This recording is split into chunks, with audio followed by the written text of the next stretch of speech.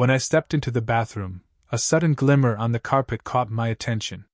Sunlight peeked through the blinds, reflecting off something small on the floor. Curious, I carefully looked down, barefoot, cautious about stepping on anything sharp. Caroline hadn't mentioned dropping anything, but accidents happen. There, almost blending in with the carpet's neutral tone, was a tiny foil circle. As I bent down to pick it up, I recognized it immediately, the backing from a pill strip, the kind left behind when a tablet is pushed out. I turned it over in my hand and saw some markings on one side. It looked like it said Tuesday, but today was Wednesday, so this must have been from yesterday. I don't take any medications myself. I'm a healthy 35-year-old, and so is Caroline. We'd both passed our annual physicals recently with flying colors. So, what was this doing here? My mind immediately went to the usual suspects, daily pills, but one in particular stood out, birth control. But that didn't make sense. I'd had a vasectomy 2 years ago after our second child, so Caroline shouldn't need birth control anymore. Besides, she'd never had issues with her period or cramps, not like some women. So why the pills? A gnawing worry started to take root in my mind. Maybe she was dealing with something she hadn't told me about, an illness? But that didn't track. We were both perfectly healthy, according to the doctors. If this foil was here, the pills couldn't be far. Locking the bathroom door behind me, I decided to take a look. I rummaged through the drawers and eventually found a strip of pills tucked away inside a box of tampons, hidden beneath some aspirin. It was the same kind she used to take before my surgery, back when we were still being careful about not having more kids.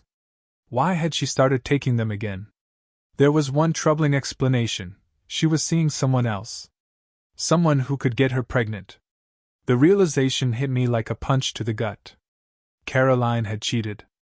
We'd been together for 9 years. I met her shortly after finishing university, when I was working my way toward becoming an engineer, and she was an assistant at a small firm. We met at a bar, nothing special at first, but she agreed to go out to dinner with me, and things grew from there. Caroline, just shy of my 5 feet 10 inches height, had a lean, athletic build. She used to play sports, and while her figure was slender, it was her backside that had always stood out to me. After a year of dating, we got married when I was 26, and soon after came our 2 kids, ages 5 and 2 now. That's when I decided to get the vasectomy. 2 was enough for us, or so I thought. Caroline returned to work after each maternity leave, throwing herself into her job despite the financial hit of childcare. Meanwhile, I co-founded an engineering firm with some friends, doing work I enjoyed, though we weren't exactly rolling in cash. Life felt solid, secure. But finding that pill foil shook everything. I put it back where I found it, and decided not to confront her, at least not yet. I needed to gather more information, to make sure before doing anything drastic. I went to work as usual, but my mind was elsewhere. Who could it be? When did it start? Was it someone from her office? Her boss, maybe? I remembered times when she'd been more secretive with her phone, or the nights she stayed late for work. And the most chilling thought of all, what if the kids weren't even mine? I couldn't let emotions cloud my judgment. I needed facts. Cold, hard proof. So, I turned to the internet and ordered DNA testing kits, just to be sure about the kids.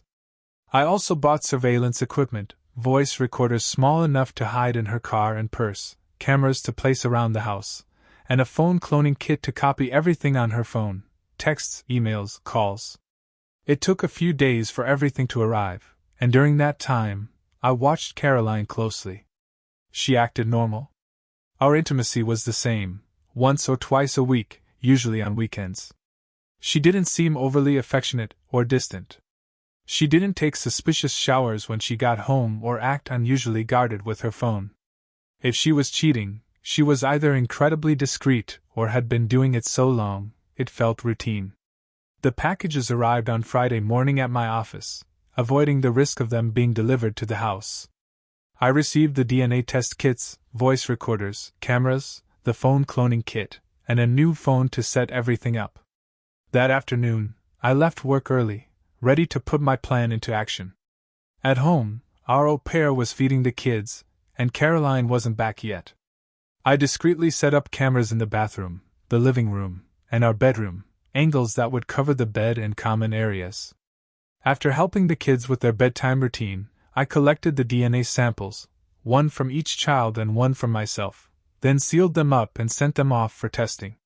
Caroline came home as expected. We went through our usual evening routine, talking about our days, but not really listening to each other. After dinner, she headed to the shower, giving me the opportunity to slip the voice recorders into her car and bag. I also cloned her phone, checking for any incriminating messages or emails, but there was nothing. Either she was being careful, or she hadn't done anything. I wasn't sure what to think. The weekend came and went without any red flags. Our usual weekend closeness played out, and we spent time as a family. Everything felt normal, but I couldn't shake the feeling that something was off. It seemed clear that Caroline had been taking the pills. The missing days on the strip confirmed it. I decided to make my move on Monday. I told her I'd be working from home, which gave me the perfect opportunity to retrieve the flash drives from the cameras I had planted around the house. When I reviewed the footage, I found the confirmation I needed. The bathroom footage showed Caroline taking the pills, but what I saw on the bedroom camera shocked me more. On Saturday evening, while I was busy in the kitchen making dinner, Caroline had taken a shower in our bedroom. During that time, she was texting someone on a second phone, a phone that wasn't in her usual bag. After she finished, she stashed it away inside the ventilation duct in our room. I checked the vent later that night, but the phone was gone. She must take it with her whenever she leaves the house. That phone was my key to understanding everything. It was the first tangible proof of her secret life, and I knew I needed to get my hands on it. The next morning, the bedroom camera showed her retrieving the hidden phone from the vent before heading to work. That night, after she showered, I checked her bag. It was phone-free, just like I expected. Knowing she'd likely stashed it in the vent again, I snuck into Sonia's room and found the phone. I quickly cloned it before slipping it back in place. Just as I was leaving, Caroline came out of the shower and found me sitting by Sonia's bed. "Did something happen?" she asked softly, her eyes filled with concern. I shook my head, playing it cool. "Sometimes I like to sit with one of them," I whispered, "just to remind myself how lucky I am to have such wonderful kids." Caroline smiled, teasing me gently. "You're a sentimental old man. Let's go before you wake her." The next day, I finally had a chance to go through the cloned phone, and that's when everything fell apart. The messages between Caroline and her secret lover were explicit, intimate, and damning. They detailed not just secret meetups, but a relationship that had clearly been going on for a long time. Their conversations made it obvious that in this hidden part of her life, I didn't exist. Caroline had built a whole separate world, one that I wasn't part of. Tears ran down my face as I sat in my office, the weight of the betrayal crushing me. The intercom buzzed, but I ignored it. Eventually, my secretary, Michelle, knocked and let herself in. She was always professional, slim, red-haired, with striking green eyes, and though we never had anything beyond a working relationship, she had confided in me once about an abusive partner. Seeing me like this, Michelle didn't hesitate. She brought over napkins and, for the first time in our years working together, she took my hand. "Tell me," she said softly. I showed her the phone. As she looked through the texts, her expression didn't change, but I could feel her empathy. "Do you know who it is?" she asked. I shook my head, still stunned. "I don't know," I managed to say. "How did you find out?" she pressed gently. I told her everything. From the moment I found that foil in the bathroom, to the pills, to the cameras, to the second phone. It all spilled out. She listened quietly, never letting go of my hand. When I finished, she gave a firm nod. "You need more information," she said. "We'll have the children's DNA results by Wednesday. Can you wait until then?" "I don't know," I admitted. The uncertainty gnawed at me. She nodded again and quickly took charge. "Our team in Portland needs you urgently. she said, pulling out her phone. You'll fly out tomorrow and return Thursday. I can't focus on work right now. You tell Caroline, Michelle said, taking my phone to send a message in my name. Caroline replied almost immediately, saying she understood and that she loved me. When Michelle handed back my phone, she made a call on her own. Lorraine, it's Michelle. Can you see him this afternoon? Great, we'll be there. Where are we going? I asked as Michelle handed me my jacket. You have an appointment with my friend, she said, leading me out the door. I didn't resist, I just followed. Lorraine, Michelle's best friend, was a seasoned divorce lawyer. She was already handling Michelle's divorce, as her husband had been caught cheating with a coworker. When we arrived, Michelle explained my situation to Lorraine while I sat in a fog, barely able to comprehend what was happening. This wasn't supposed to be my life. Lorraine was calm and experienced, guiding the conversation as if this was just another case. Gary, she said, catching my attention. Do you have a plan? Her words snapped me out of my haze.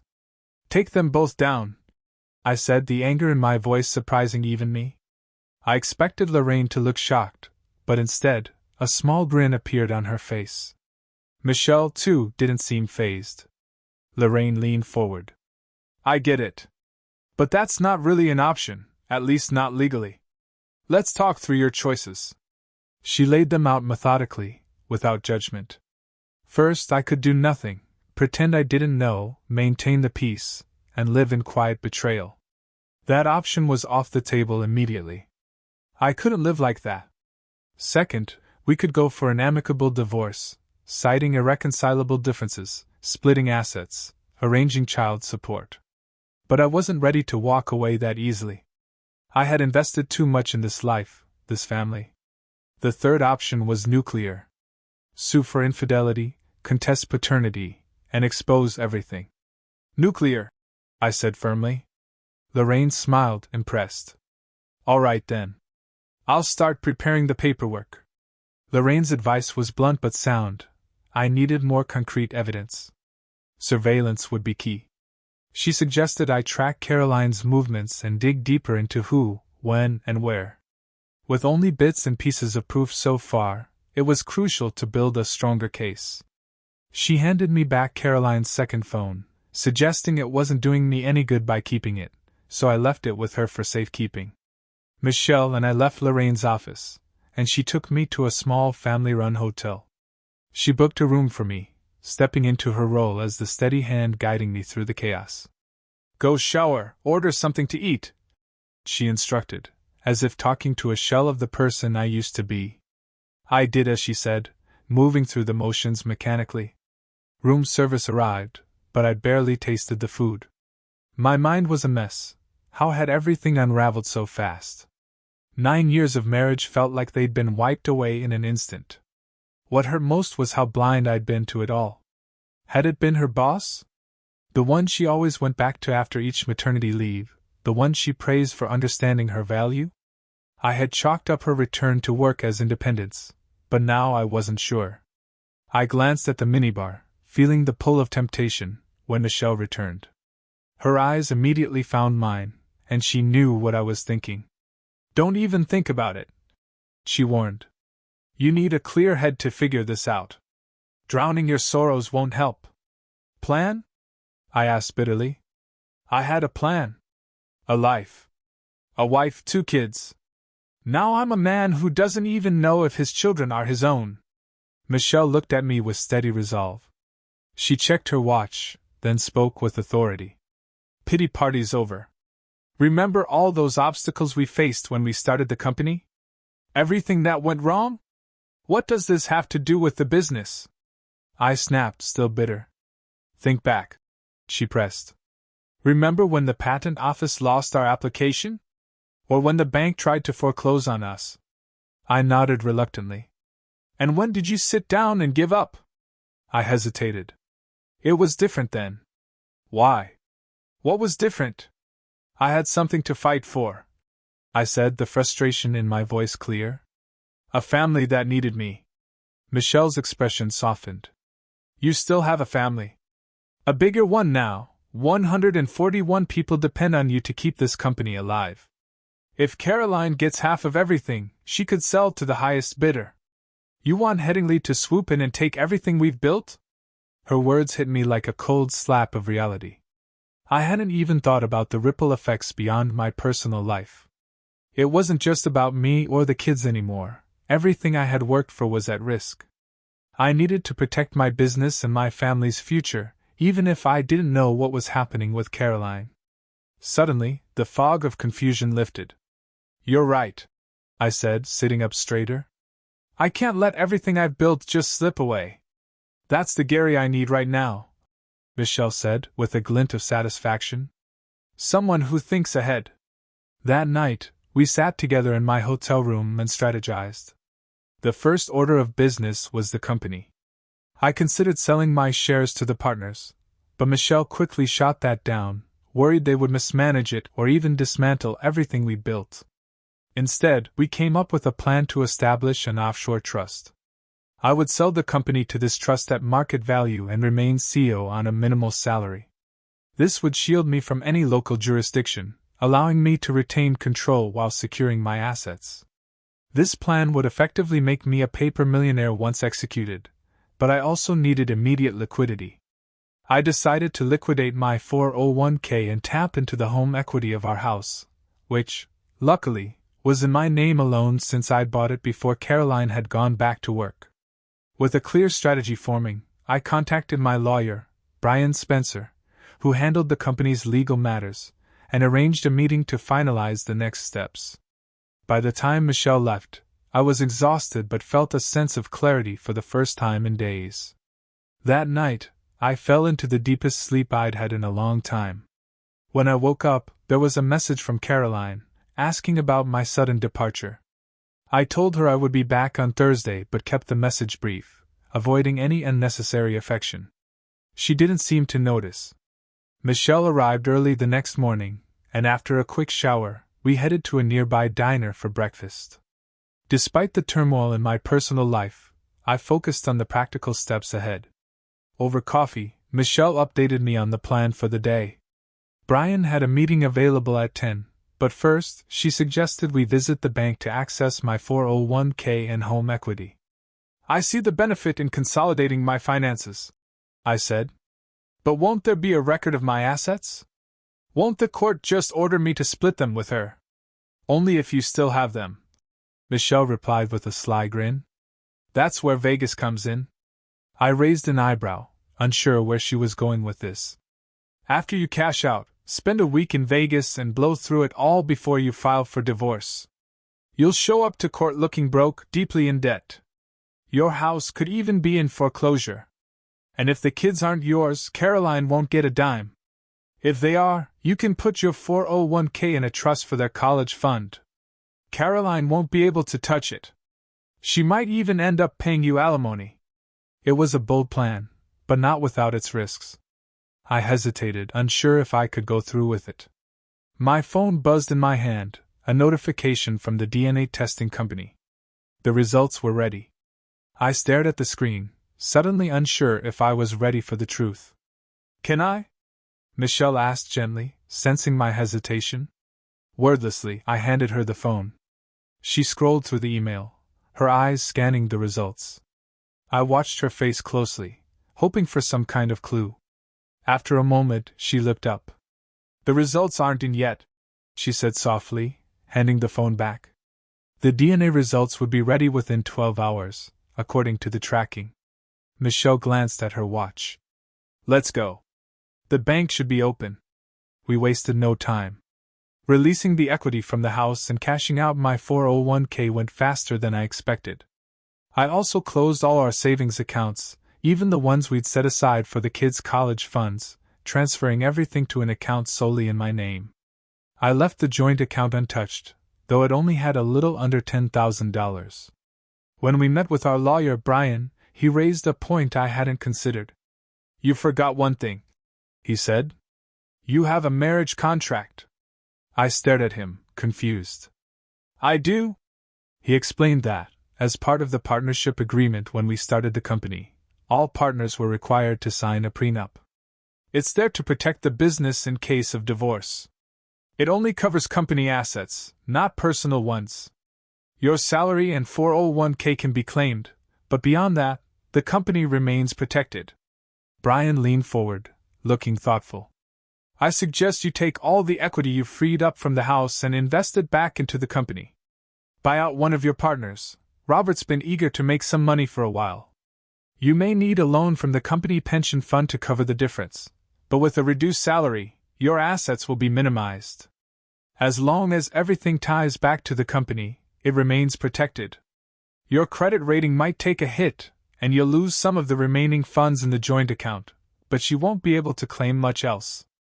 And what about living expenses? I asked, thinking about what little would be left after all the loan repayments. I still have my children to take care of, well, at least for now. Brian gave me a measured look. Let's hold off on discussing the children until you're ready.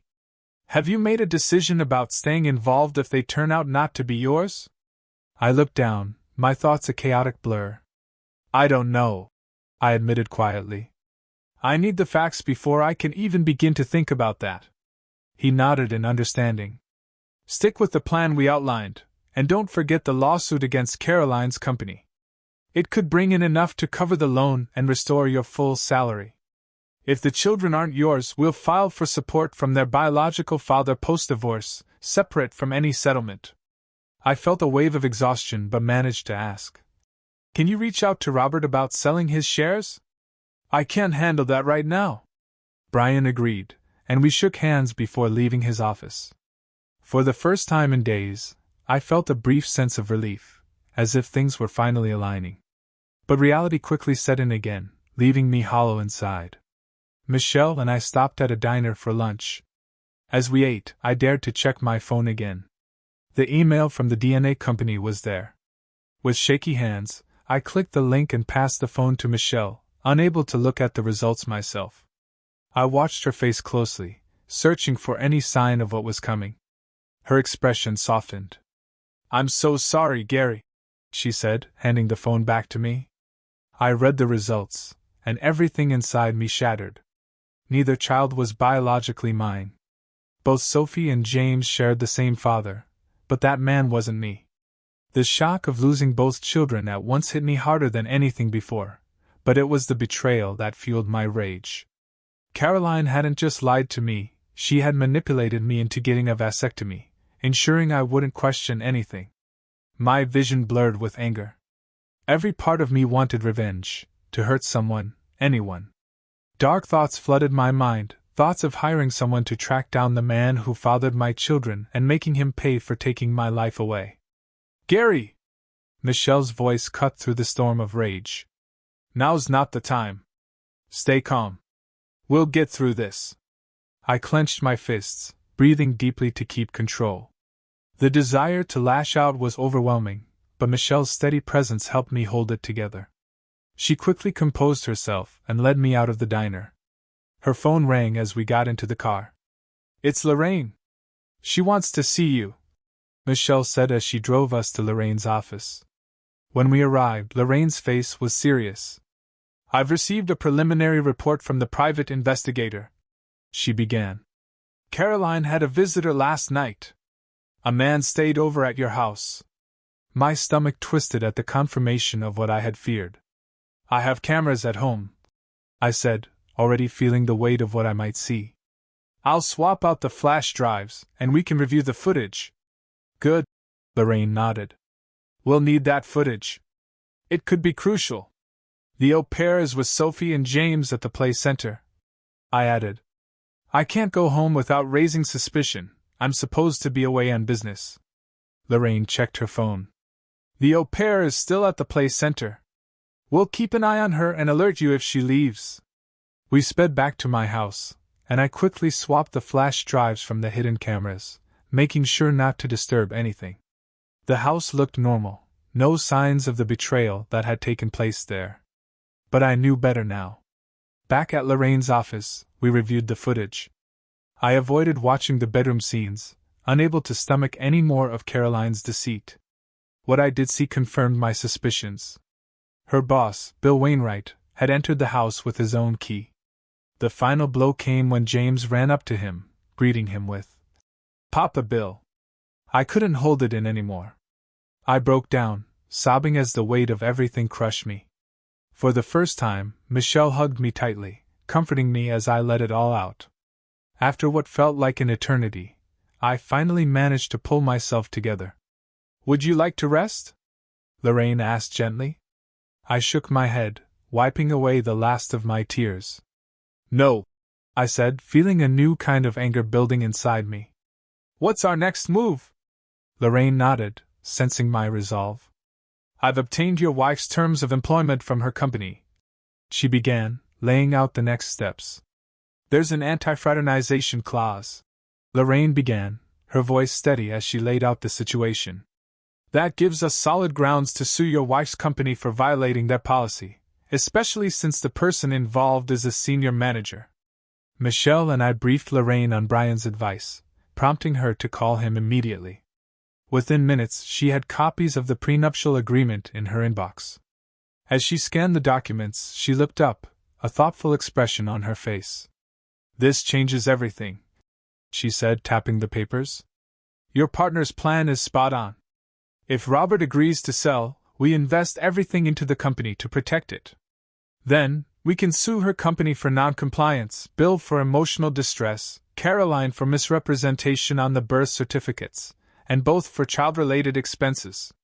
I nodded, absorbing her words. "It all depends on whether Robert wants to sell. We'll have to wait for his decision," she replied, her tone optimistic. Michelle drove me back to the hotel. Just as I was settling into the quiet isolation of my room, there was a knock on the door. It was Michelle. "Let's go," she urged.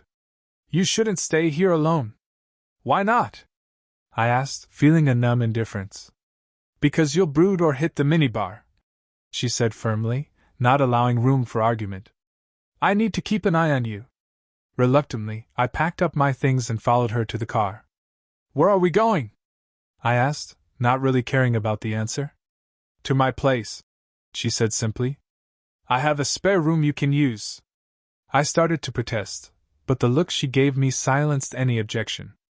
I had never been to Michelle's home, and I was surprised when we pulled up to a large, single-story house, almost as spacious as mine. She led me to a comfortable guest room with its own bathroom, and told me to shower and change. "Dinner in 30 minutes, she said, leaving me alone to gather myself.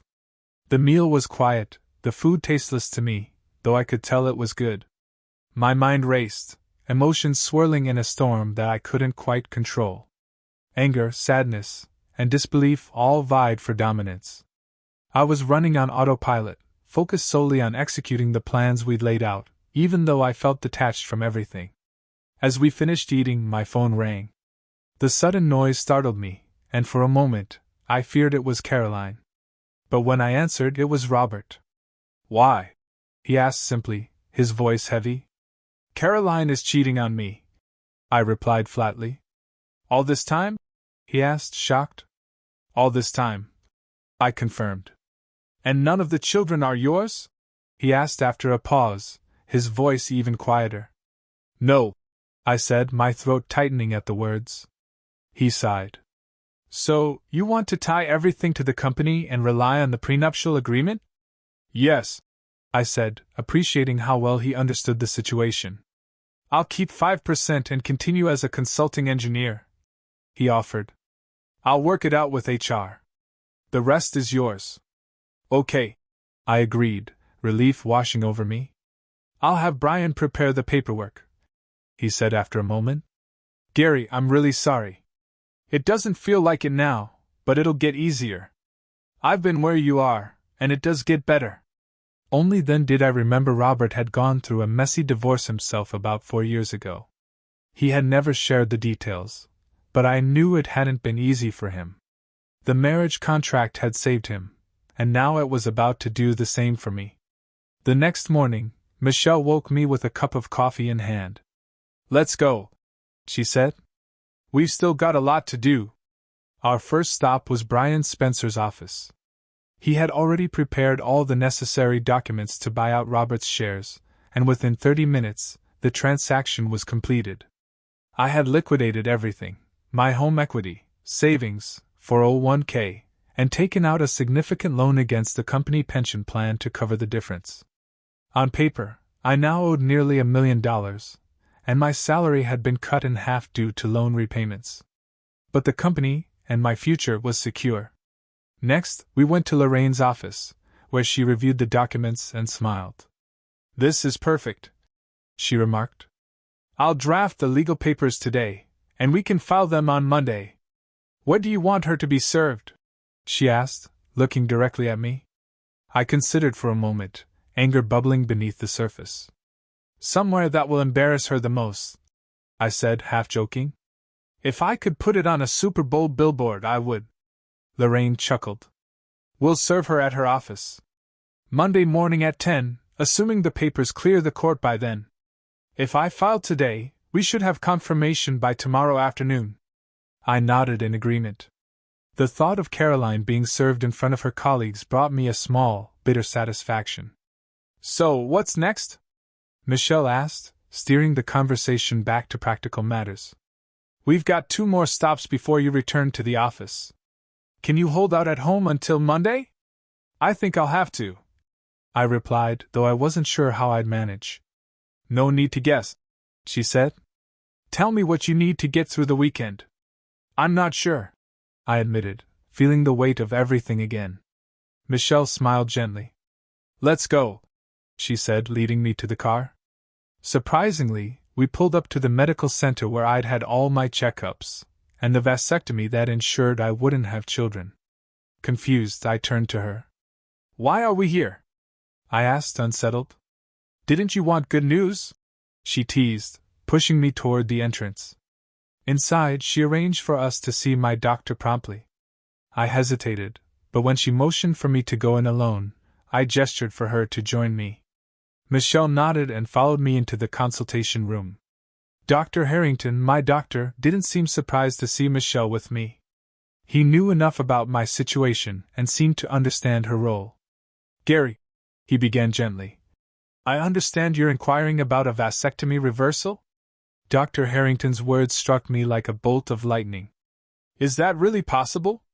I asked, my voice barely above a whisper. My eyes darted to Michelle, who had a soft smile on her face. "Yes, it's quite feasible," Dr. Harrington continued, his tone reassuring. "The success rate for vasectomy reversals is around 95% within the first few years, though the surgery takes longer and requires general anesthesia. But it's very likely that you could father children again." Tears welled up in my eyes.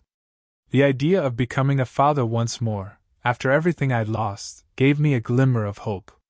It was like a light at the end of this dark, twisted tunnel. I hadn't even realized how much I wanted that possibility until he mentioned it. "I understand this is a lot to process," Dr. Harrington said gently, handing me some paperwork on the procedure and its costs. "Unfortunately, it isn't covered by insurance, but if you decide to go through with it, we can schedule the necessary tests." Michelle, ever practical, stepped in. "Thank you, doctor," she said, taking the papers from him. "We'll be in touch." She stood up, and I followed her out of the clinic, still dazed by the possibility of reversing my vasectomy. As we reached the car, she turned to me, her eyes warm. "Is this good news enough for you?" she asked softly. Without thinking, I pulled her into a tight hug. "Thank you," I whispered, my voice choked with emotion.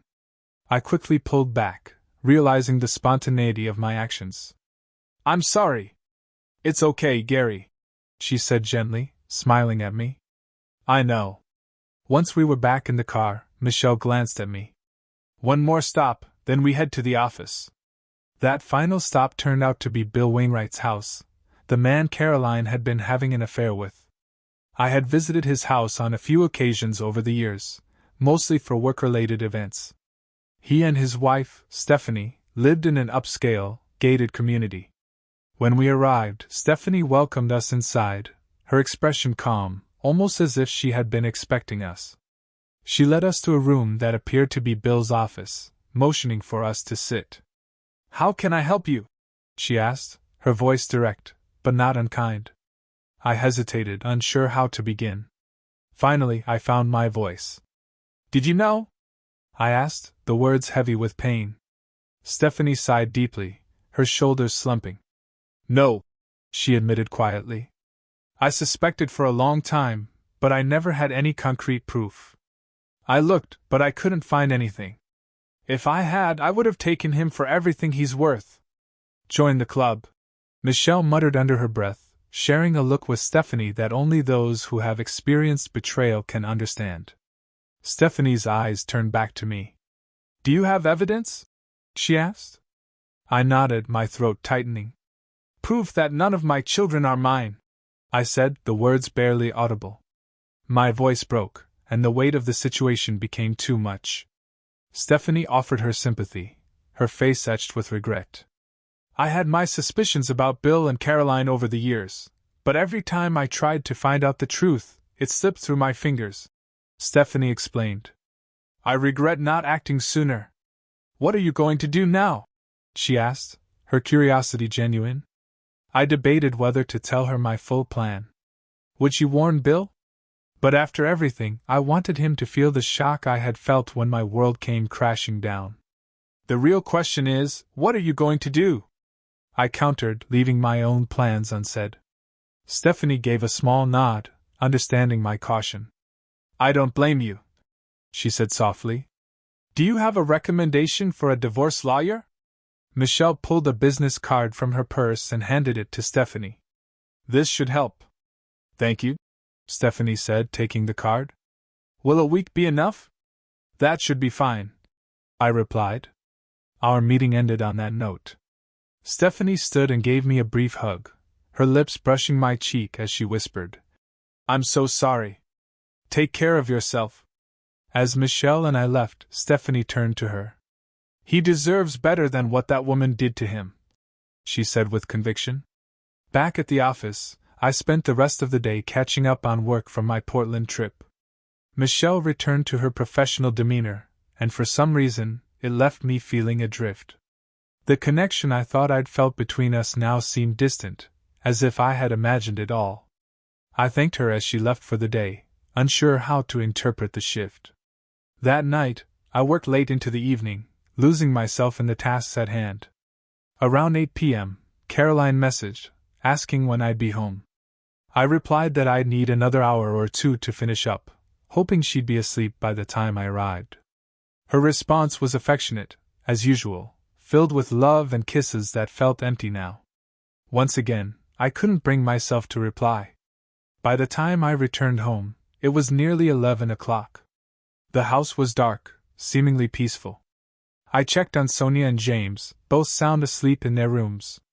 Seeing them, my heart ached. Despite knowing the truth, I couldn't turn off my love for them. They weren't my biological children, but they were still my children in every other sense. Yet they were also living reminders of Caroline's betrayal. I hid in the bathroom, tears streaming down my face as I tried to process the impossibility of it all. How could I abandon the kids? How could I stay? The questions circled endlessly in my mind, leaving me feeling trapped in a situation with no clear path forward. That night I barely slept. When I woke up the next morning, Caroline was already gone, and the housekeeper was tending to the children. A dark thought crept into my mind. Did she know? Was she complicit in all of this? The anger bubbled up again, and I thought about how easy it would be to fire her. But then, what would that solve? I paused, realizing I was just lashing out at anyone nearby, trying to make sense of a situation that was impossible to grasp. No, firing the housekeeper wouldn't fix anything. I needed to focus on what truly mattered, holding Caroline accountable for what she had done and protecting what was left of my family and business. As I sat in my office that Monday morning, the weekend felt like a distant blur. The emotions of watching Caroline, my children, and the life I thought I knew had shifted, almost as if I had been living someone else's story. Yet here I was, at the final stretch of this grim plan. Michelle had cleared my schedule for marketing, something I'd never been directly involved in. When I asked her about it, she grinned. We need a strategy, she said, her tone oddly comforting. The final part of Lorraine's plan. Wait, what plan? I asked, still somewhat confused. We need to go public, she insisted. Tell everyone, her friends, family, colleagues, church groups, about who she really is and what she's done. I flinched.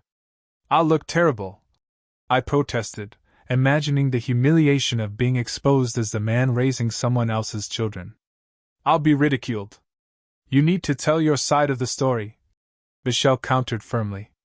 If you don't, Caroline will. And when she does, she'll paint you as the villain. She'll say you're abusive, unfit, or worse. Get ahead of it. Preempt her narrative. Michelle had already compiled a media package that included evidence of Caroline's affair, the DNA tests proving I wasn't the father, and video footage from the cameras I had placed in our home. The one that haunted me most was James greeting Bill as Papa Bill. There were other videos I hadn't even wanted to see, but Michelle assured me they were crucial. Later that morning, Lorraine emailed me with another devastating confirmation. Bill's DNA, provided by Stephanie, had matched the tests I had done. Bill Wainwright was the father of both children. I sat there, staring at the email, the finality of it sinking in. The children I had loved and raised were not mine in any sense, except emotionally, and even that was being ripped away. We included this information in the package being sent to our families, friends, and Caroline's wider network. It was set to be delivered on Monday at 10 a.m., timed perfectly to coincide with Caroline being served with divorce papers. All I had to do was make it through the weekend. In a twisted way, my engineering background provided a form of emotional outlet. On Friday, after the au pair had left, I constructed a small device, a simple motor and timer that I set to vibrate at 6 a.m., our usual wake-up time. I placed it discreetly under Sophie's pillow, knowing it would send her into our room at the perfect moment to disrupt any intimacy between Caroline and me. It worked. Saturday morning, Sophie came running in, and I smirked at my small victory. That day, I busied myself with long-neglected household tasks. Caroline noticed, commenting on my sudden industriousness, but I shrugged it off, saying things needed to be done. When she tried to initiate closeness that night, I pretended to be asleep after she returned from the bathroom, avoiding her completely. On Sunday, the device did its job again, leading Sophie back to Caroline's room after a restless night. We spent the day at the zoo with the kids, and I fought back tears as I watched Caroline, the woman I had loved, walk alongside the children I thought were mine. Every glance at them was a knife in my chest, but somehow, I held it together. Finally, Monday arrived. I informed Caroline that I'd be working from home, under the guise of discussing matters with the au pair. She barely acknowledged my presence as she left for work. I noted the time, 8:15. The au pair knocked on my office door, suggesting a trip to the play center. I surprised her by declining, saying I wanted to keep the children home. James looked disappointed, but he didn't argue. Shortly after 9 o'clock, Michelle arrived. I hadn't expected her, but welcomed her inside. It felt strange making coffee for her, something I'd never done before. At 9:30, we joined Lorraine for a conference call. Gary, Lorraine began. This is your last chance to stop. I'm not saying you should, but if you've had a change of heart over the weekend, now's the time. I shook my head. No, I replied resolute. Let's proceed. Then I'll see you on the other side, Lorraine said, confirming that everything was in motion. I sat back and monitored my email, waiting for confirmation that the papers had been served. At exactly 10 a.m., the first email arrived. A minute later, the second, then the third. The clock was ticking down, and I knew that Caroline's world had just been shattered, just as mine had been. Then my phone rang. Expecting it to be Caroline, I answered without looking. Gary, my mother's voice came through the line. Hi, Mom, I said, bracing myself. What's going on? She asked, her voice strained. What did I just read in the package you sent? Did you read the whole thing? I asked. Yes. Then you know as much as I do. Caroline's been cheating on me, probably for our entire marriage. The children aren't mine. I'm divorcing her. Gary, you can't, my mother protested, her voice thick with emotion. No, Mom. I have to, I said, cutting her off. I have work to do. I'll talk to you later. I ended the call before she could say more, but my phone rang again almost immediately. This time, it was Caroline. Gary. Her voice was urgent. We need to talk. I remained silent, my heart pounding. I'm coming home, she said before hanging up. She's on her way, I told Michelle, my voice barely steady. I'll step out, she offered, sensing the need for privacy. I wanted to ask her to stay, to be my anchor, but I couldn't find the words. I just looked at her, unsure of what to say, grateful yet conflicted. Call me, Michelle said, her voice soft yet firm. Once you know what's happening. Then, she left, leaving me alone to brace for what was coming. 20 minutes later, I heard Caroline's car pull up outside. She didn't bother using the garage, probably in too much of a rush. I waited in my office, not sure what to expect. When she walked in and sat across from me, I could see the anxiety in her face. She opened her mouth to speak, but I cut her off. Gary, she began. I'm not interested, I said sharply, cutting her off again. Actually, no, I am completely uninterested. Her eyes widened. But, no, I snapped. I don't want to hear a single word from you. You've lied to me for 9 years. 9 years! Neither child is mine, and you convinced me to get a vasectomy while you were still on birth control so you could keep things going with Bill. She recoiled, clearly taken aback by how much I knew. So no, Caroline, I continued, my voice icy. I don't care what you have to say. My lawyer's card is in the package you received this morning. If you have anything to say, talk to her. Her eyes filled with tears. What about the children? She asked, her voice cracking. I stared at her, feeling a deep, simmering rage. What children? I shot back. I don't have children. You made sure of that. You made sure I'd never have children. I could ask why you did this to me, but I don't want to hear another lie. I don't want your justifications, your excuses, or your reasons. I want this to end, and I want you out of my life. At that moment, I called the au pair into the room. She hovered in the hallway, likely having heard everything. You're fired, I said coldly, my voice loud enough for her to hear through the open door. Effective immediately. Leave now. She stepped forward, shocked. What? Why? She exclaimed. Because you covered for her. I pointed at Caroline. You knew about the affair with Bill, and I don't know if you knew the kids weren't mine, but you definitely knew what was going on. I have video proof of you discussing the children with Bill. The au pair paled, panic flashing across her face. You can't do this, Caroline interjected. I pay her salary. The au pair looked at Caroline, clearly relieved that she had some backing. I didn't miss the silent exchange between them, but I wasn't about to back down. Fine, I said, conceding. But I've already contacted the agency and informed them that you were complicit in an extramarital affair.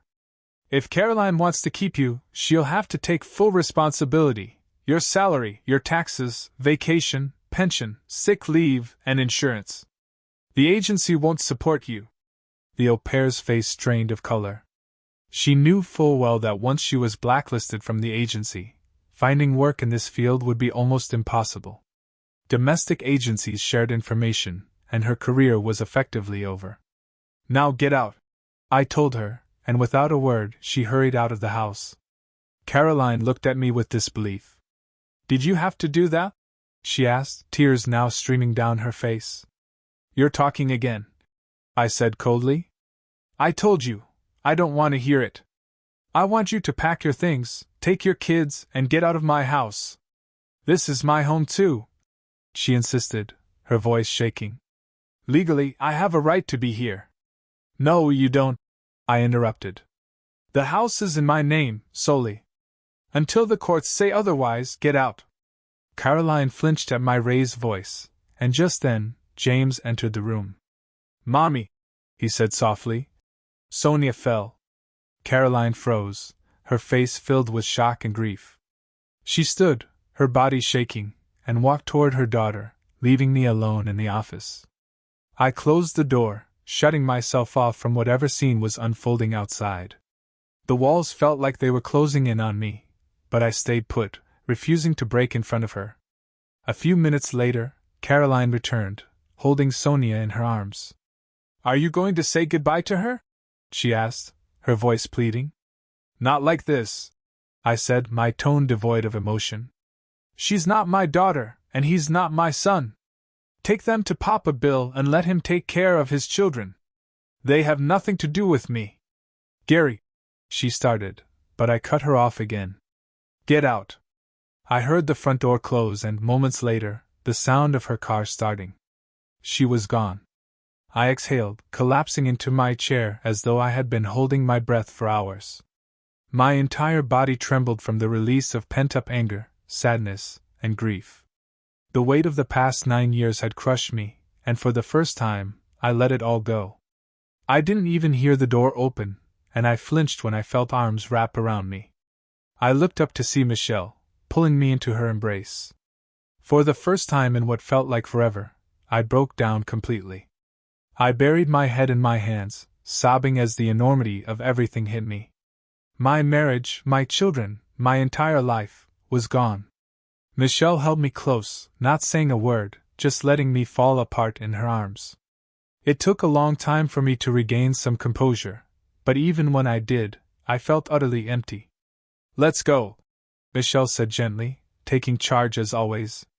"Lorraine mentioned that it could take Caroline about 4 hours to get an emergency order to occupy the house because of the children. This is still your matrimonial home, and she'll be back. Do you really want her throwing you out of your own home?" Numbly, I followed her lead.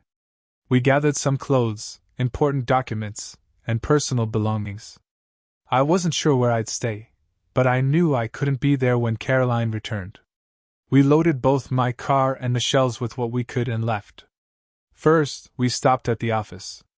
Lorraine had arranged for the divorce papers to be served there. Later that day, Lorraine called with an update. "Not only did Caroline get an emergency order for temporary occupancy of the house," she began, "but there's also a restraining order prohibiting you from coming within 100 meters of it." I was floored. "What? How?" I asked, confused by how quickly everything had turned.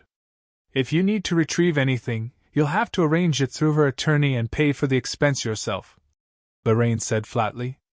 Everything felt surreal. I found myself back at Michelle's house that evening, now occupying her spare room. My clothes were in her closet, my documents neatly arranged in her office. A week had passed since Caroline filed for divorce, and I spent my days working and my nights at Michelle's, where she took care of everything: meals, coffee, breakfast, and the quiet comfort of her presence. It was a strange new routine, but it helped me keep going, even if I felt like a shell of myself. Despite everything, Michelle remained professional. Except for the comforting hug during my breakdown at home, nothing had changed between us. She was my constant, steady and unshakable, while my world crumbled around me. "Call me once you know what's happening," Michelle said, her voice steady, but with an underlying concern. Then, she left, and the house grew eerily quiet. I knew Caroline was coming soon, and every moment of waiting felt like a countdown to something inevitable, yet unimaginable.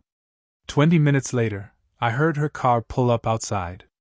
She didn't come in through the garage, which told me she was too anxious to think clearly. I stayed in my office, waiting for her to come in. When she finally walked in, her face was tense but composed. She sat down across from me, ready to speak, but I wasn't interested. "Gary," she started, but I cut her off. "Not interested," I said coldly. "Actually, no, uninteresting." My voice dripped with the anger I'd kept simmering all weekend. She blinked, confused. "I don't want to hear a single word from you," I said, my voice rising. "You lied to me for 9 years. 9 years, Caroline! Neither of those kids is mine. You convinced me to get a vasectomy while you were still on birth control, just so you could keep sleeping with Bill. So no, I don't care what you have to say." Her eyes widened as the weight of my words sank in, but I wasn't finished. My lawyer's card is in the package you got when you were served. If you think there's anything I need to know, talk to her. Her face crumbled, but she managed to choke out. What about the children? What children? I retorted bitterly. I don't have children, Caroline. And if it had been up to you, I never would have. I could ask why you did this to me, but honestly, I don't want to hear any more of your lies. I don't care about your excuses, your justifications, or your reasons. I just want this to be over, so I can salvage what's left of my life. I turned toward the door. Au pair, come in here, I called out, knowing she could hear everything. The au pair entered, eyes wide, clearly anticipating the worst. You're fired, I said flatly. Effective immediately. Leave now. What? She stammered. Why? Because you covered for her, I said, pointing at Caroline. You knew she was having an affair with her boss. I don't know if you knew the kids weren't mine, but you knew enough. I have video of you discussing them with Bill. Get out. Gary, you can't just fire her, Caroline interjected. I pay her salary. The au pair looked at Caroline, grateful for the lifeline she was throwing her. Fine, I conceded. I've already contacted the agency and informed them you were complicit in an extramarital affair.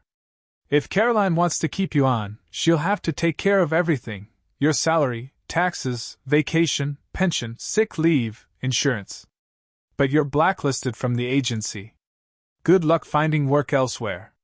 The color drained from the au pair's face as she realized the gravity of the situation. She knew that once she was flagged by an agency, her career was effectively over. Without another word, she hurried out of the house. Did you have to do that? Caroline asked, her voice barely above a whisper. You're still talking, I said icily. I told you, I don't want to hear it. I want you to pack your things, take your kids, and leave. This is my home too, she insisted, her voice shaking. Legally, I have a right to be here. No, I said, my patience fraying. The house is in my name, solely. Until the courts say otherwise, get out. My raised voice startled her. At that moment, James entered the room. Mommy, he said softly. Sonia fell. Caroline's expression crumbled as tears streamed down her face. She stood and walked toward her daughter, her body trembling with the weight of everything. I closed my office door behind her, trying to block out the noise of her packing. I didn't want to witness the unraveling of my life any more than I already had. A few minutes later, she returned, holding Sonia in her arms. Are you going to say goodbye to her? She asked, her voice thick with emotion.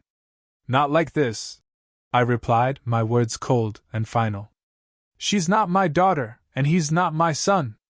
Take them to Papa Bill. Let him take care of his children. They had nothing to do with me. Gary, she started, but I didn't let her finish. Get out. I heard the front door close, and a few minutes later, her car started. When the house was finally silent, I let out a breath I didn't realize I'd been holding. I collapsed into my chair, feeling completely hollow, like I'd been drained of everything. I didn't hear the door open, but suddenly, I felt arms wrap around me. I flinched, startled, and looked up to see Michelle holding me. She pulled me close, and for the first time in days I let go. I sobbed in her embrace, unable to contain the tidal wave of grief, anger, and loss. Everything, my marriage, my children, my life, was gone. It took a long time to compose myself, but when I finally did, I felt like a shell of who I had been. Let's go, Michelle said softly but firmly, taking charge again.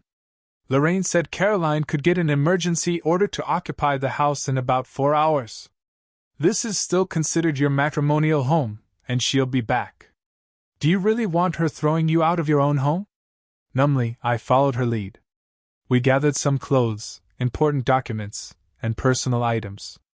I wasn't sure where I'd go, but I knew I couldn't be here when Caroline returned. We loaded both my car and Michelle's with my belongings and left. Our first stop was the office, where I had been served earlier that day. Later that afternoon, Lorraine called with an update. Caroline's been granted an emergency order for temporary occupancy of the house, she said. And there's also a restraining order prohibiting you from coming within 100 meters of it. What? I asked, stunned. How did that happen? If you need to retrieve anything, you'll have to coordinate it with her attorney, Lorraine explained. And pay for it yourself. I hung up, dazed and confused. I couldn't believe how fast everything had spiraled out of control. By the end of the day, I found myself staying in Michelle's spare room. My clothes were now in her closet, my documents neatly arranged in her office cabinets. It was strange to think that a week had passed since Caroline filed for divorce, but somehow I had survived. During the day, I worked at the office, throwing myself into tasks to keep my mind off the chaos. At night, I returned to Michelle's house, where she provided meals, comfort, and a strange sense of normalcy. Every morning, she brought me coffee, prepared breakfast, and we commuted to the office together. Our interactions were unchanged, professional as ever, except for the occasional moment when she would offer a comforting hug or a gentle word when I felt like falling apart again. She had become my anchor, and I wasn't sure what I would have done without her. Smiles were rare, given the circumstances, but on that Monday morning, there was a sense of closure in the air. We met with the lawyers from Caroline and Bill's employer, hashing out the last details of the lawsuit. The numbers were big, but Lorraine seemed satisfied with the direction things were going. The company had insurance coverage, capped at $1 million, but Lorraine had pushed for more. At one point, I zoned out, barely able to focus on the ongoing negotiations. It was hard to care about the fine details of the settlement, after everything. Eventually, they agreed to the terms, though my share was reduced to $750,000, a substantial amount that would help settle my debt to the company's pension fund. Payment will follow the finalization of the divorce, Lorraine explained as the meeting concluded. The other side nodded in understanding, and with that, one chapter was closed. We moved on to the next meeting, this time with Bill Wainwright's lawyers. The meeting was brief, but by the end of it, I walked out of their office $500,000 richer. Now I had enough to fully repay the pension loan and retain a small reserve for after the divorce. It wasn't exactly a clean victory, but it was a win nonetheless. The final meeting of the day was with Caroline's lawyers. She was there, but she didn't look at me once. The room felt cold, tense. Michelle and Lorraine were by my side, as always, a comforting presence in this legal battleground. The financial claims in this divorce petition are outrageous, Caroline's lawyer began, clearly gearing up for a fight. Your client is the CEO and majority shareholder of a company valued at approximately $20 million, not to mention his personal assets, savings. Allow me to interrupt, Lorraine interjected smoothly, sliding some papers across the table. According to the prenuptial agreement, the company is not divisible in the divorce. Additionally, my client recently made a significant investment in another company, depleting most of his personal savings, his 401k, and his home equity. He also took out a loan from the company's pension fund. Due to that loan, his salary has been reduced to the point where he now earns less than your client. We will be seeking interim support while he stabilizes. What about the children? Caroline's lawyer asked, trying to shift the focus. DNA evidence proves they aren't his, Lorraine stated flatly. Your client falsified birth records, fraudulently naming my client as their father.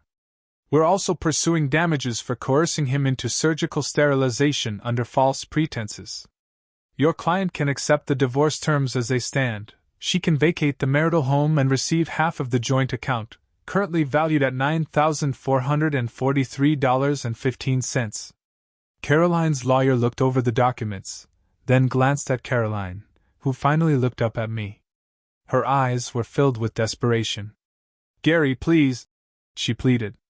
9 years, I said, my voice cold and steady. 9 damn years.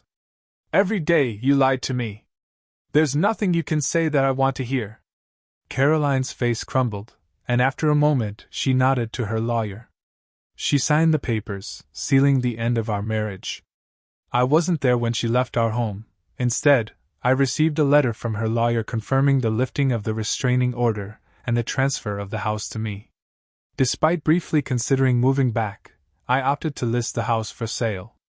The proceeds didn't fully cover my debts, but they were enough to satisfy the bank and give me a clean break. 2 months passed, and I was still living in Michelle's spare room.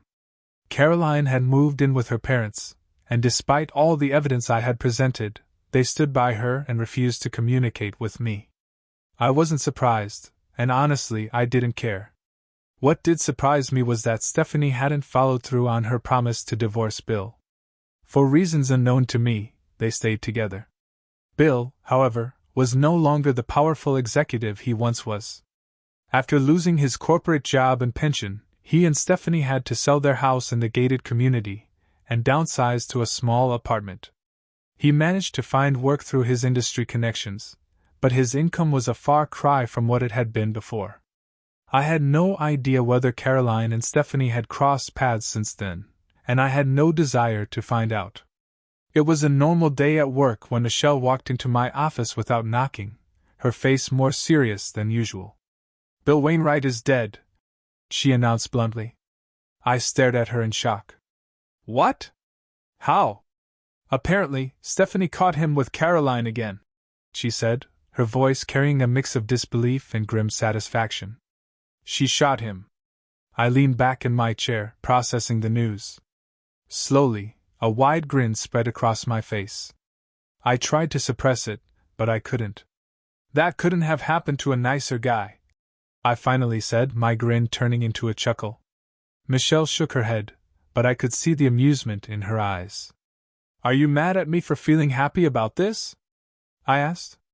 "Not at all," Michelle replied firmly. "That idiot got what he deserved." She placed an official envelope on my desk. We both knew what it was, the final divorce decree. I took the envelope and opened it, feeling an odd sense of closure wash over me. "That's it," I said quietly, the weight of the past year lifting. "I'm finally a free man." "Finally," Michelle echoed, her voice soft but full of emotion. Then, unexpectedly, she leaned in and kissed me. It wasn't a brief peck, it was a full, passionate kiss that left me stunned, breathless. When she pulled back, I sat there in my chair, surprised, my heart racing. "For 9 years," Michelle began, her voice low and steady, "I've been by your side. You're the most honorable man I've ever known. Through everything, you never once looked at me inappropriately or made a single advance, and I admired you for that." Her words hit me like a wave, and suddenly, the tension between us, the unspoken bond that had grown through the chaos, came into sharp focus. I had spent so long buried in the mess of my life, too consumed by betrayal to even consider what had been right in front of me all this time. "I've been waiting for this moment for 9 years," Michelle said softly, her eyes locked onto mine. "Now that you're free, I want to show you that not all women are deceitful. We make a great team. I know you inside out, just like a wife knows her husband. And you know me too. Please give me a chance to prove that." Her words left me speechless. Memories of the years we'd spent working together, building the company, navigating challenges, and most recently, surviving the wreckage of my marriage, flashed through my mind. I had always appreciated her unwavering support, but now I realized there was more to it. Something deeper. As I thought about it, I knew it had been impossible not to develop feelings for Michelle over time. They had been there all along, just buried beneath the layers of duty, professionalism, and the complications of my failing marriage with Caroline. Michelle waited, her expression vulnerable, something I rarely saw. This was different from the confident woman who led meetings and handled crises with ease.